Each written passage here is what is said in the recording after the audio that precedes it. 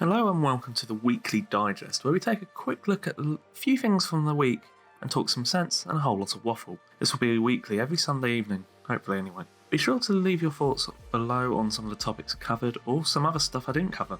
Go nuts, but do so respectfully. No fucking fighting! Good. To begin with, Twitter is suing Elon Musk to make Elon Musk take over Twitter. Am I the only one that finds that whole dynamic a bit odd? You know, going to court and being like, you will take us over, you do want us. Give us money now, please. Obviously, this is all down to Musk pulling out of the deal to take over Twitter for $44 billion. This was down to Twitter's spam bot issues, supposedly. Twitter, on the other hand, are suing due to Musk violating the terms of the agreement following his decision to pull out of the deal. Now, as someone that only really uses Twitter when it comes to social media, I personally wouldn't be too fussed if this didn't go through.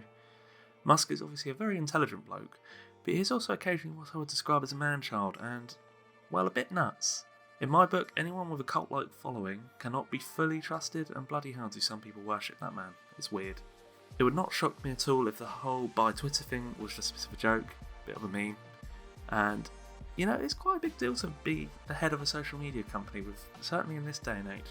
Ultimately, it probably doesn't matter who owns Twitter, it will still be a bit of a cesspit. Moving on to the world of gaming, Ubisoft nearly committed a nonsense when it was revealed that Assassin's Creed Liberation on Steam was getting its services pulled completely.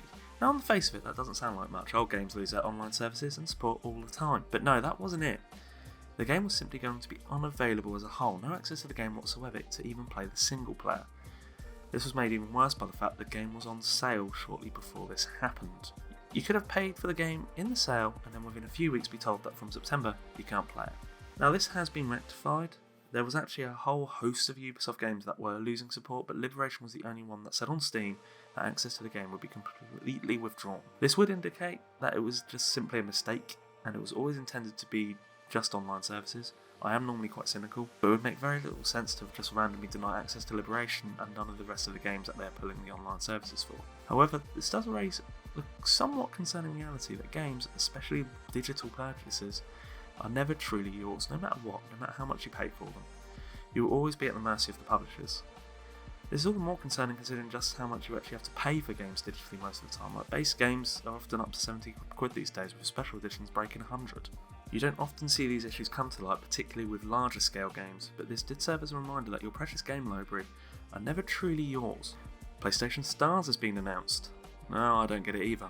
So what is this thing? It will be a free-to-join loyalty program where you can earn rewards by completing challenges. I'm assuming this would be something like earning a certain number of trophies or getting a platinum. However, this bit of the article on the PlayStation blog is what would probably take most people's notice. Also, as part of PlayStation Stars, we are unveiling a new type of award called Digital Collectibles. Collectibles are as diverse as our portfolio of products and franchises. They are digital representations of things that PlayStation fans enjoy, including figurines of beloved and iconic characters from games and other forms of entertainment, as well as cherished devices that tap into Sony's history of innovation. Sounds familiar, doesn't it? Now, Sony has already had to stress that this is not NFTs they're describing. You can make your own assumptions up on that one. Overall, this does sound like a bit of a simple gimmick that does no harm in existing. If it is just a simple loyalty scheme that is free to join and provides rewards that could lead to stuff like wallet funds, that sounds fine. However, if it was to force NFTs on people, that's a bit of a different story. Staying on the PlayStation front, that acquisition of Bungie went through this week for $3.7 billion. If you remember from when this news came out, this deal involves the transferring of technology, knowledge and skills and whatnot between the two parties, as opposed to Bungie games becoming PlayStation exclusive, for example. So this means that games will remain multi-platform as long as Bungie wishes it to be, which I can't see them not, and they still have the same creative direction they already had. So it's not like PlayStation coming in and changing anything, particularly when it comes to, making games on that front. Therefore, Bungie games will remain on Xbox, which, it would have been a very weird world knowing the original Halo creators are now on the completely opposite side, wouldn't it? Miss Marvel came to a conclusion this week. Spoilers coming up, so if you give a shit about that, you might want to bugger off and come back. Overall, Miss Marvel was simply okay. I was going to do a full video on it, but I didn't really have enough interest there to do so here it is coming at the end of this one. I think Iman Vellani played the titular character bloody brilliantly. The MCU has been going on for so long to the extent that actors of the younger characters who are now coming into it grew up with it, and you can tell she was into it from her interviews, from the way she portrayed the character, which matched the role of Kamala quite well considering she was an Avengers, or more specifically Captain Marvel, fangirl. Looking back at all the other Disney Plus Marvel series, none have been origin stories so far. Moon Knight was a new character, and we've had new characters established in other Disney Plus series, but we've not had an origin story yet. They were all established. I say this because I don't think the series formula really works for telling an origin story. At least it didn't as a 6-episode story in this case. It felt all a bit much. I did like the fact it delves into a completely different culture when you think about it, it is utterly ridiculous that the pull for superheroes from Earth in the MCU are so concentrated on the US and New York as a whole, and also a very specific sort of culture. Yes, I know Miss Marvel is still mainly based in New York's forgotten cousin, New Jersey, so it is only somewhat true, but it does at least open up the world of superheroes to other places, Pakistan in this case. One thing I really do not understand is how a family, a mother in particular, that are so protective and controlling of their daughter, just sort of got on with the idea of her being a superhero halfway through the series.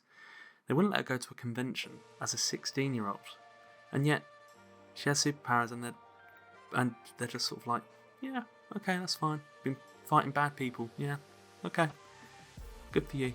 Like, where the fuck did that dynamic come into the story? I get that they might have a little bit of an understanding of their family past, but even so, she's just started doing this crap. She's basically still a kid. Like, surely they would be concerned about that, no? Also, why did the brother just pop up in the school for the finale? Stupid convenient, that. The two villains, and I say that with quotation marks, were fairly crap. The DODC, or whatever they were just sort of typical soldier grunts. Kind of like stormtroopers with Ewoks in the sense that they get absolutely played by mainly teenagers with softballs at the end. The clandestines were killed off by episode 4. I'm sure they were something, well, no, I didn't really care about their plight or their quest to get home, to be honest with you. It didn't seem to know what to do with Cameron once he inherited his mother's powers. They seem to position him as a stereotypical good guy goes bad with power. He has a tiny altercation with Kamala. They never went through with it, and it just sort of kind of confused me. Overall, the character introduced was quite cool, even if the internet had issues with her powers and whatnot. And like I say, Vellani did a brilliant job, and I do think it will be interesting to see how it goes with her in the future. We also had that mutant line dropped in there, so X-Men reference, they can't be far off now. But this show, or at least this season, won't be overly memorable. If you have watched it, be sure to leave your thoughts down below, because I'm kind of curious as to how Miss Marvel was actually received. I've seen mixed things. So that brings us to the end of this week's and the first digest. Leave your thoughts down below on everything I covered, like I said at the start. Like, subscribe, turn that bell on if you want to. Is that euphemism? I hope not. Just before I go, there will be a video soon, maybe even tomorrow, going into some detail about what this channel is now that there are nearly 300 of you, which is mental. That escalated somewhat. I'll go into more detail on that in that video, but I just wanted to put a heads up out there. That video is coming. And yeah, so anyway, I'll see you next time. Try not to melt if you're in the UK, it's bloody hot. And goodbye.